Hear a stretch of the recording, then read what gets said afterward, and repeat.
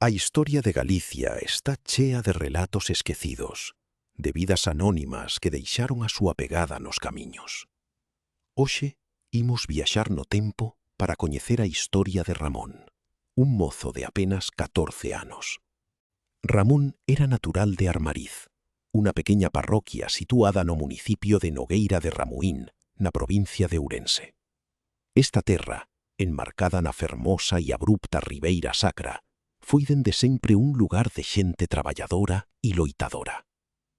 A dura xeografía, cos seus profundos canóns do río Sil e as ladeiras escarpadas, facía que a agricultura de subsistencia fose insuficiente para manter a moitas familias. Por iso, dende o século XVIII e XIX, moitos habitantes desta bisbarra víronse na obriga de buscar o sustento lonxe dos seus fogares. Nogueira de Ramuín converteuse no berce da emigración estacional e do comercio ambulante.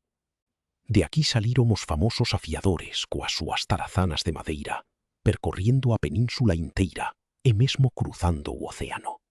Xunto a eles viaxaban os quincalleiros e os vendedores ambulantes, levando nas súas caixas todo tipo de mercadorías. Ramón formaba parte desta longa tradición de buscavidas galegos.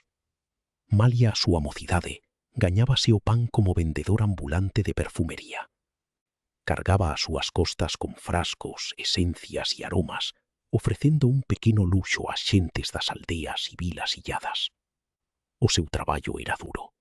Percorría camiños de terra, soportando o frío no inverno e o calor abafante no verán. A vida do vendedor itinerante exigía astucia, resistencia e moita necesidade de sobrevivir. Pero o destino de Ramón torceuse de súpeto. Un aviso oficial, emitido polas autoridades da provincia, interesaba a busca e captura deste mozo de 14 anos. Que delito podería cometer un rapaz tan novo, dedicado a vender perfumes polos camiños? A historia non nos deixa claros os detalles da súa falta.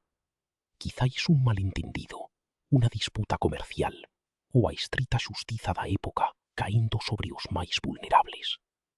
O certo é que Ramón converteuse nun fuxitivo, un nome máis nos rexistros policiais da Galicia de antano. A súa historia recórdanos as dificultades e a dureza da vida rural, onde dende nenos tiñan que enfrontarse ao mundo. Hoxe, as terras de Armariz e Nogueira de Ramuín seguen gardando a memoria destes oficios ambulantes. Baixo a sombra do maxestoso mosteiro de Santo Estevo de Ribas de Sil, o recordo de Ramón e de tantos outros segue vivo. Eles foran os pioneiros que, con unha caixa ás costas, levaron o nome da súa terra por todos os recunchos da xeografía.